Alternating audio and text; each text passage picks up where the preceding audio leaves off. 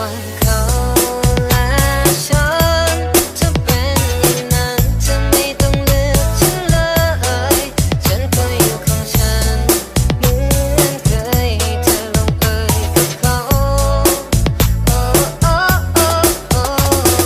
เธอคงมีคำถามที่เธอนั้นไม่กล้าบอกเพราะว่าเธอคงคิดว่าฉันก็คงจะไม่กล้าตอบ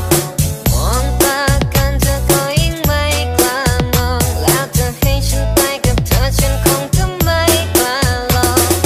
เอาเลยแล้วแต่เธอเอาตามที่ใจต้องการเลือกสักทางไม่มีใครหรอกที่เขาเดินสองทางปล่อยเธอไปกับเขาถ้าหากว่าใจเธอต้องการเท่านั้นก็พอมันคงวิเศษที่เขาได้เจอเธอ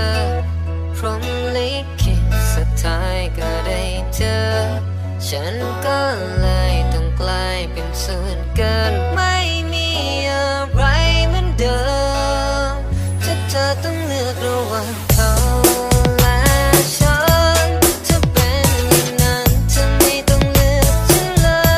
ยฉันก็อยู่ของฉันเหมือนเคยเธอลงเอยกับเขาโอ้โอ้โอ้โอ้การที่เธอลังเลก็แปลว่าเขาดีกว่าไม่ต้องเลยขอร้องอย่าเลยเวลาของเธอมีค่า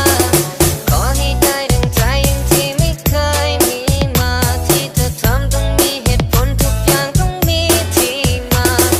เธอคงเกินจะทนอะไรที่มันซ้ำซากที่ผ่านมาแค่ลืมมันไปใครๆก็เคยทำพลาดไม่ว่าเลือกทางไหนเพียงให้หัวใจนำทางเท่านั้นก็พอมันคงวิเศษที่เขาได้เจอเธอ